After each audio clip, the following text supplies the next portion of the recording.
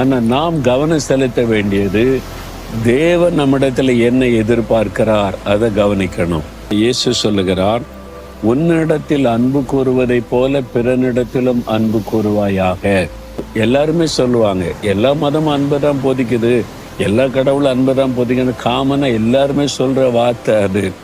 ஆனா எனக்கு தெரியல யார் யார் சொல்லியிருக்கான்னு. நம்ம கையில் இருக்கிற வேத புஸ்தகம் தேவனுடைய வார்த்தைகளால் நிறைந்திருக்கிறாரு. அதில் இயேசு ஒரு வார்த்தை சொல்லுகிறார் பாருங்க, எல்லாத்துட்டும் அன்பா இருங்கன்னு மட்டும் சொல்லவில்லை. இதை தான் நீ கவனிக்கணும். எல்லாரும் அதை சொல்லலாம், ஆனா இயேசு அன்பினுடைய உச்சத்துக்கு நம்மை கொண்டு போகிறார். உன்னிடத்தில் நீ அன்பு கூறுவதை போல பிறனிடத்தில் அன்பு கூறணும். இதுதான் அன்பில் ஒரு அடுத்த பரிமாணம். இதை மாதிரி சொன்னது இந்த உலகத்துல யாருமே கிடையாது, இயேசு மாத்திரம்தான். அதை அவர் வாழ்ந்தும் காண்பித்தார், இப்படிதான் நீங்கள் அன்பு கூற வேண்டும் என்று.